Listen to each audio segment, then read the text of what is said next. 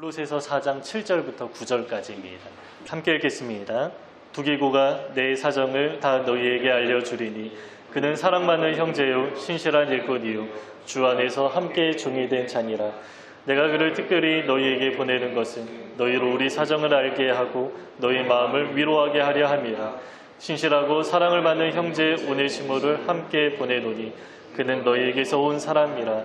그들이 여기 일을 다 너희에게 알려주리라. 아멘. 이제 오늘 본문에서 바울은 안부를 전하면서 골로새서 서신을 마무리하는 중에 있습니다. 여기에 바울의 동역자들의 이름이 많이 나오는데요. 우리가 성경을 볼 때 바울 한 사람의 초점을 맞추어서 바울이 정말 대단한 사역을 했다거나 그 한 사람의 영향력이 아주 대단하다라고 이해하는데, 사실 조금만 생각해 보면 바울 혼자 사역한 것이 아니라는 사실을 우리가 잘 알 수 있습니다.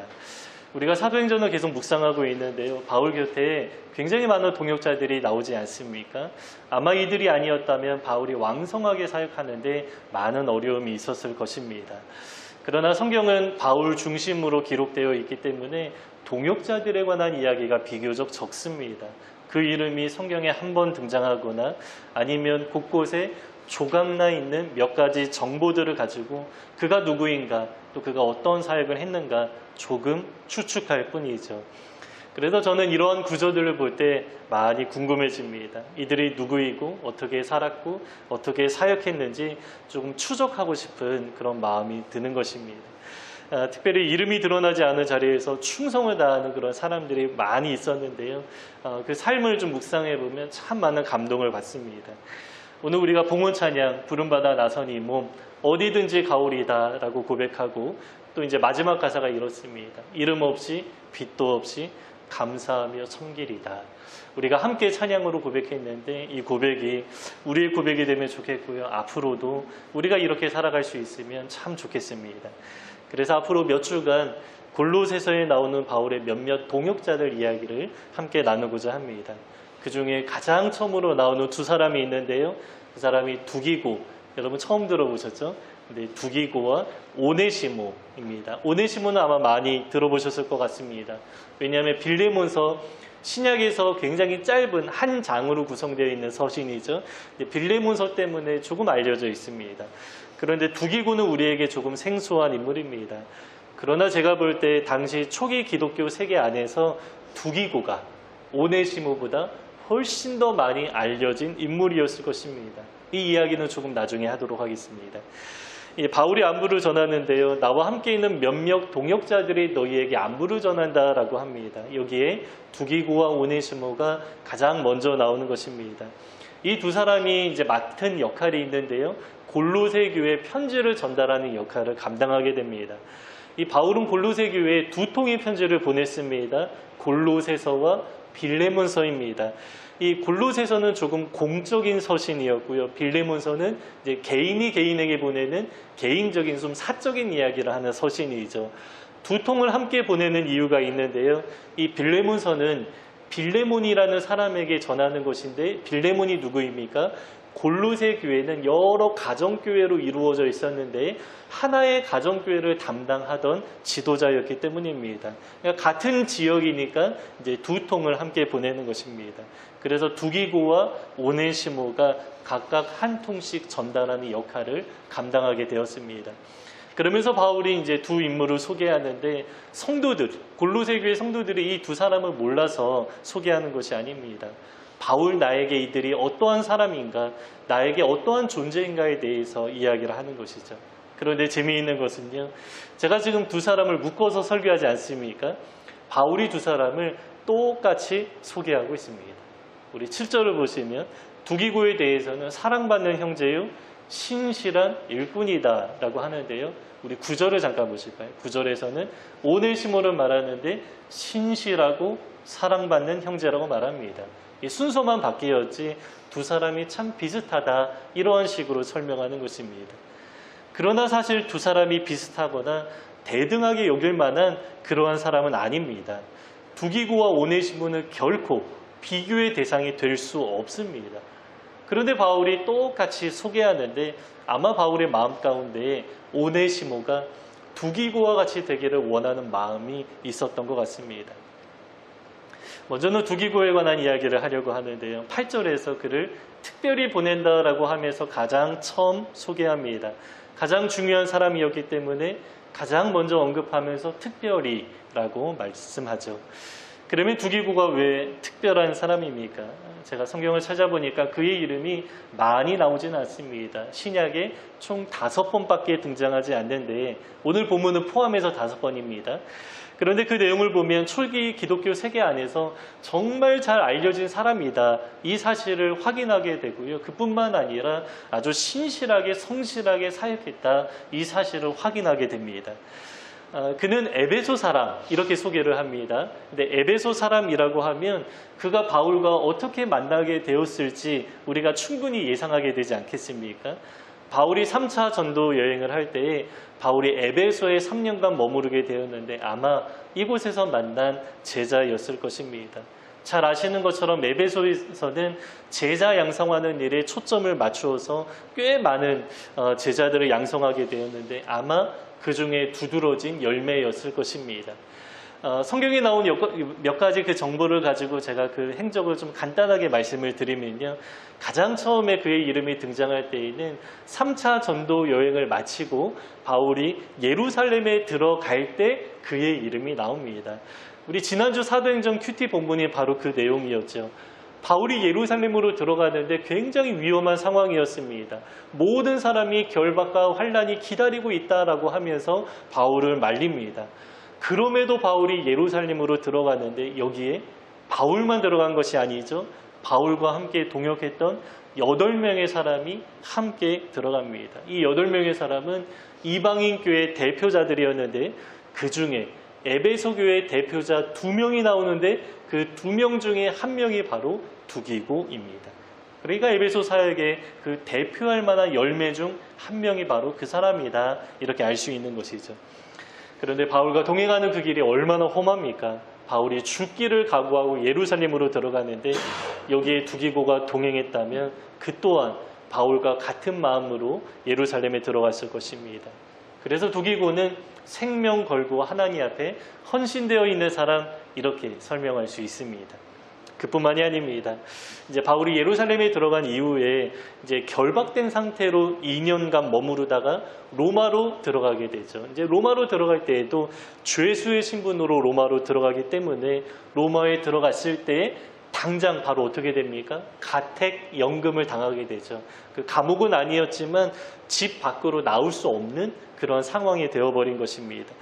이렇게 바울이 움직일 수 없는 상황에서 편지를 쓰는데 이 두기고가 바울에게 발휘되어집니다. 제가 조금 전에 두기고가 골로새서를 전달해 준 사람이라고 했는데 사실 골로새서뿐만 아니라 에베소서도 전해줍니다. 왜냐하면 에베소 교회를 대표하는 사람이었기 때문이죠. 그래서 에베소서 6장에 보면 두기고에 관해서 이렇게 소개합니다. 나의 사정 곧 내가 무엇을 하는지 너희에게도 알리려 하노니 사랑을 받은 형제요 주 안에서 진실한 일꾼인 두기고가 모든 일을 너희에게 알리리라. 여기에서도 사랑을 받은 형제, 진실한 일꾼이다 라고 합니다. 그가 나 바울의 모든 상황을 너희에게 다 알려줄 것이다 라고 말하죠. 그래서 두기고는 바울과 아주 친밀한 사람이었습니다. 아주 깊은 긴밀한 관계 속에서 바울의 모든 상황과 바울의 마음까지도 속속들이 잘 알고 있는 사람이었고 바울도 그를 신뢰했기 때문에 편지를 맡기고 보낼 수 있었던 것이죠. 이처럼 두기고는 바울이 어려움에 처한 상황에서 늘 함께 있고요. 바울의 상황뿐만 아니라 바울의 마음까지도 아주 잘 알고 있던 사람이었습니다. 이뿐만이 아닙니다. 디도서와 디모데 후서에서도 이제 두기고의 이름이 나옵니다. 이 두 서신은 바울이 죽기 직전에 기록된 서신입니다. 바울이 로마에서 1차 투옥을 당한 이후에 풀려났을 때에 디도서를 썼고요. 또다시 2차 투옥을 당했는데 이때는 가택연금이 아니라 그야말로 아주 차가운 지하 감옥에 갇혀있는 상황이었습니다. 이 상황에서 디모데 후서가 기록되었습니다. 그래서 디도서가 먼저 기록되었고 그 다음에 디모데 후서가 기록된 것입니다. 그런데 바울이 디도서를 쓸 때 뭐라고 말하냐면 디도를 부르면서 나에게로 오라라고 합니다. 그러면서 나에게로 오라라고 말하고요. 또 디모데 후서를 쓸 때에도 디모데에게 나에게 속히 오라라고 합니다. 왜냐하면 바울이 좀 직감한 것이죠. 자기 죽음이 가까이 오고 있다라는 사실을 이제 느낌으로 이렇게 좀 알면서 자기의 아들과 같았던 그 디도와 디모데를 불러서 아마 유언을 남기고자 했을 것입니다. 그런데 디도를 부를 때 나에게 급히 오라라고 하면서 내가 두기고를 보내겠다 이렇게 이야기를 합니다. 우리 잠시 지도를 한번 좀 보실까요? 제가 주보의 지도를 좀 넣어놨는데요. 이제 세 가지를 표시해 놓았습니다. 로마와 그레데와 에베소를 체크해 두었는데 가장 왼쪽에 글씨가 아주 작습니다. 가장 왼쪽에 로마가 있고요. 이 로마에 누가 있는 상황입니까? 바울이 있고 두기고가 함께 있는 상황이었습니다. 그리고 중앙에 있는 섬이 그레데 섬인데 이 섬에서 디도가 사역하고 있었습니다. 그런데 바울이 디도를 부르면서 디도 대신에 임시로 사역할 수 있는 동역자를 보내는데 그 사람이 바로 두기고인 것입니다. 그리고 디모데 후서를 보면 디모데에게도 나에게 속히 오라 라고 하면서 여기도 두기고를 보내겠다라고 합니다. 그런데 디모데는 에베소에서 사역하고 있었습니다. 그래서 에베소는 좀 오른쪽에 있는 지역인데 그래서 나중에 두기고가 에베소에도 왔다 갔다 해야 하는 그런 상황이 생기게 된 것입니다. 여러분 이렇게 보면 바울이 디도와 디모데 두 사람을 동시에 부를 수가 없다는 사실을 우리가 확인하게 되죠. 동시에 불렀다면 두기고가 이렇게 멀리 떨어진 지역에 왔다 갔다 할 수 있는 그런 상황이 전혀 아닙니다. 그래서 디도를 먼저 부르고 그 다음에 디모데를 부르는 것입니다. 그런데 중요한 것은 두 사람을 동시에 부르지는 않았지만 상당히 가까운 시기에 불렀다라는 것입니다.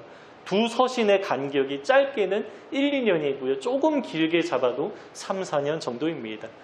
그러면 여러분 두기고가 얼마나 바빴겠습니까?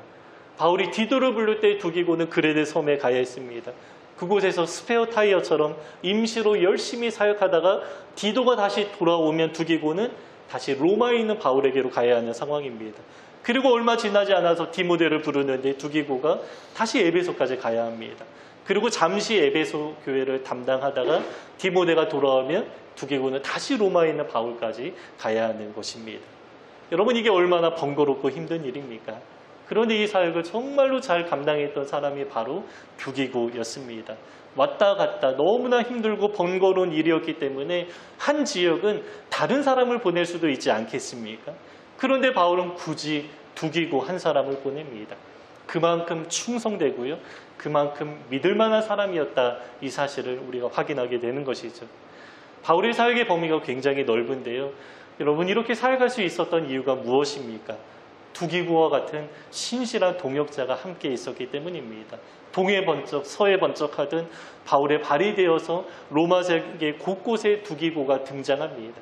그만큼 아주 부지런하고 성실하게 바울을 도와서 하나님의 사역을 잘 감당했던 사람 이렇게 알 수가 있는 것이죠. 그러나 이 사역은 주된 사역이 아닙니다. 편지 전달해 주는 사역이었고요. 이제 스페어 타이어처럼 보조로 사역하는 것입니다. 다른 사역지 자리가 비었을 때 그 자리를 대신하고 보충하는 그러한 사역이었죠. 두기고가 주로 이러한 사역을 감당했다라는 것을 볼 때 그의 신앙과 인격의 됨됨이를 우리가 확인하게 됩니다. 두기고는 결코 자기를 드러내지 않았다 이 사실을 우리가 확인하게 되죠. 하나님 앞에 정말 많이 다뤄진 사람이고요. 진실한 사람입니다. 자기가 드러나는 일에 조금이라도 관심이 있는 사람이라면 이러한 사역은 꾸준히 할 수 없습니다. 한두 번은 할 수 있겠죠. 그러나 계속해서 이러한 부탁을 받게 되면 어쩌면 기분이 나쁠 수도 있을 것입니다. 그러나 두기고는 끝까지 이 사역을 잘 감당해냅니다. 여러분 우리 사람의 본성이 어떻습니까? 가만히 있으면 교만해집니다. 내가 드러나기를 원하는 마음이 우리 안에 있습니다. 그래서 기도와 말씀으로 우리가 다뤄지지 않으면 늘 교만한 그 본성이 꿈틀꿈틀대면서 은근히 내가 드러나는 일을 즐기고 기뻐하는 우리 사람의 본성이 있습니다. 그래서 예수님의 공생애 중에서도 예수님이 제자의 길을 가르치는데 이 교만이라는 주제를 얼마나 많이 다루는지 모릅니다. 이 베드로나 야고보나 요한이 핵심 제자라고 하지 않습니까? 그러나 이 세 사람이 정말로 교만했던 모습들이 곳곳에 많이 등장합니다. 이처럼 사람이라면 누구나 중심에서 드러나기를 원하는 마음이 있는데 그런데 두기고에게서는 이러한 모습이 잘 나타나지 않습니다. 잘 드러나지 않으면서도 육체적으로 고단하고 힘든 일을 하면 아마 더 어려운 일이었겠죠. 그런데 두기고가 그러한 일을 잘 감당합니다. 그래서 두기고는 하나님 앞에서, 말씀 앞에, 성령 앞에 잘 다루어지고 연단된 사람이다. 이 사실을 아주 충분히 짐작하게 됩니다. 그렇지 않으면 이러한 사역은 결코 오랫동안 감당할 수 없기 때문입니다. 그리고 또 한 가지 그의 훌륭한 점을 추측해 보면요, 그는 결코 비교하거나 경쟁하지 않은 사람입니다. 여러분, 두기고와 가장 비교가 되는 사람이 누구입니까? 제가 볼 때 디도와 디모데입니다. 바울은 디도와 디모데를 가리켜서 나의 영적인 아들처럼 대하고 각각 에베소와 그레데 섬에 목회하는 자리를 맡겼습니다. 만약에 두기고가 경쟁의식에 있던 사람이라면 자기도 한 자리 맡아서 안정적으로 사역하고 싶은 욕망이 있을 수 있을 것입니다. 만약에 이러한 욕망이 있었다면 디도의 자리를 잠시 메꾸기 위해 그레데 섬에 갔다가 얼마 지나지 않아서 디모데의 자리를 메꾸기 위해서 에베소에 가는 그러한 번거로운 일을 감당하기에 참 마음이 어려웠을 것이죠. 그러나 그는 다른 사역자와 경쟁하지 않았고요. 겸손하게 자기를 낮추면서 결코 드러나지 않은 일이었지만 묵묵하게 신실하게 잘 감당해냅니다. 그래서 바울은 오늘 본문에서 안부를 전하는 동역자들 소개하는데 가장 먼저 두기고가 등장할 뿐만 아니라 가장 길게 두기고에 관해서 이야기를 합니다. 바울이 인정을 받은 사람이었고요. 또 바울이 성령의 감동을 받아 하나님의 말씀으로서 이 골로새서를 썼다면 하나님의 인정을 받은 사람이다. 이렇게 알 수가 있습니다. 여러분, 우리도 두기고 같은 사람이 되면 좋겠습니다. 서로 경쟁하지 않으면서 중요하지 않은 자리에서도, 내가 잘 드러나지 않은 자리에서도 성실하게 우리가 주님의 일을 잘 감당하는 것입니다. 여러분, 어떠한 사람이 이렇게 자기를 낮출 수 있겠습니까? 하나님 앞에서 오늘 찬양의 고백이고 또 어제 청년 MP의 주제였습니다. 나는 아무것도 아닙니다 라고 고백하는 사람만이 이러한 사역을 잘 감당할 수 있습니다. 다른 사역자와 비교하면서 나는 조금 괜찮은 사람이다 라고 생각하고 있었다면 이 사역 결코 감당하기 어렵기 때문입니다.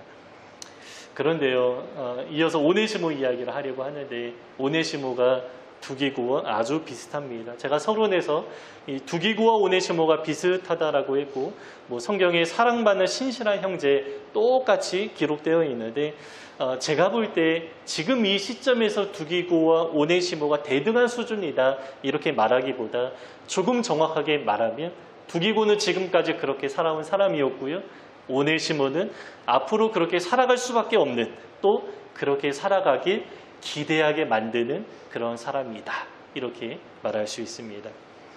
그러면 여러분, 오네시모는 누구입니까? 오네시모는 골로새 교회 성도들이 아주 잘 알고 있는 인물인데요, 성도들은 그를 누구로 알고 있냐 하면 종으로 알고 있습니다. 이 빌레몬이라는 가정교회 지도자의 그 집의 종이었습니다.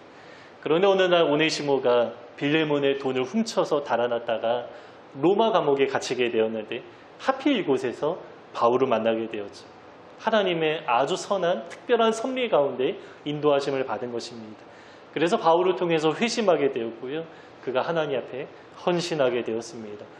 그래서 바울이 빌레몬에게 빌레몬서를 쓰면서 이제 그를 용서하라, 내가 오네시모 편에 편지를 보내겠다라고 합니다.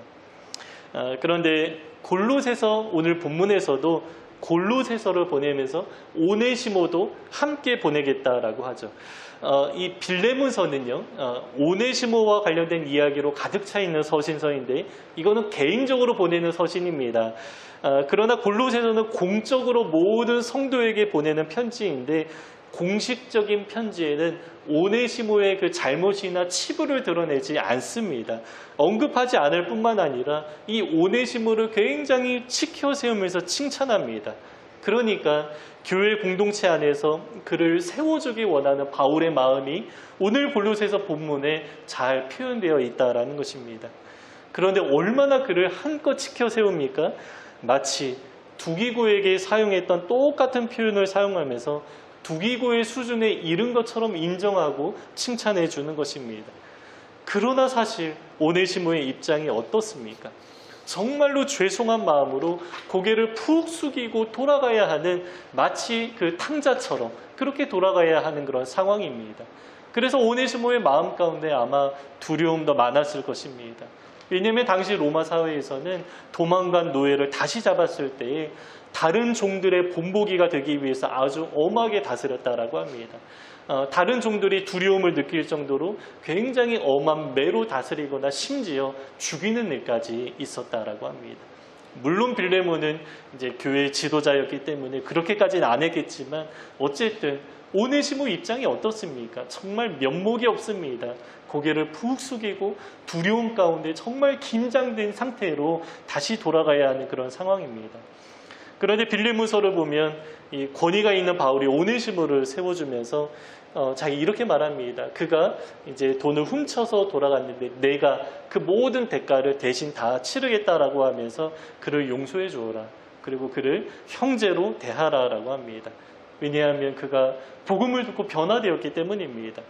그런데 변화되었는데 아무래도 바울의 눈에 오네시모를 향한 그 가능성이 정말 많이 보였을 것 같습니다. 그래서 그를 정말 특별히 여기면서 사랑을 많이 베풀어 주었는데 바울이 이렇게까지 말합니다. 그는 나의 신복이다. 근데 이 신복이라는 말은 제대로 번역하면 이렇습니다. 그는 나의 심장이다 라는 것입니다. 그러니까 바울은 오네시모를 자기의 생명처럼 자기 심장처럼 여겼다라는 것이죠. 그래서 바울의 사랑을 정말 많이 받았고 아주 귀한 대우를 받았다라는 것입니다. 여러분, 오네시모의 삶에 정말 엄청난 변화가 나타나게 되었습니다. 오네시모가 무언가 스스로 잘해서 종으로서의 신분을 자기가 막 극복하고 자수성가해서 그의 삶이 이렇게 극적으로 변한 것이 아닙니다.